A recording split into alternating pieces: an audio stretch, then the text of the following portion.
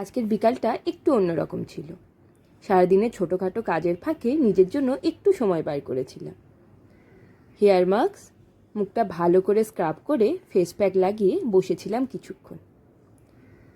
ওই আধ ঘন্টা বা 40 মিনিট হবে, খুব বড় কিছু নয়, তবু এই ছোট্ট সময়টুকুই যেন মনটাকে অনেকটা হালকা করে দিল।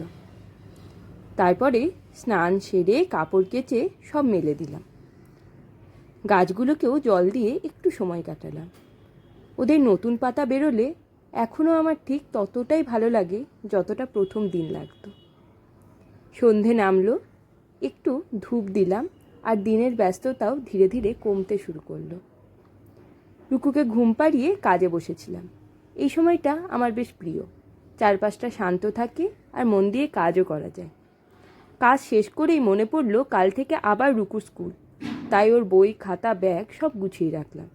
তারপর আমাদের যারা জামা কাপড় ছিল সেগুলো আগে ভাঁজ করে 3 জনের জামা কাপড় ইস্ত্রিও করে নিলাম। ছোট ছোট এই কাজগুলো আগের রাতে সেরে রাখলে পরের দিনের সকালটা অনেক সহজ হয়ে যায়। এবার ঘুমানোর পালা। কাল আবার নতুন সকাল, নতুন ব্যস্ততা আর আমাদের রোজকার জীবন।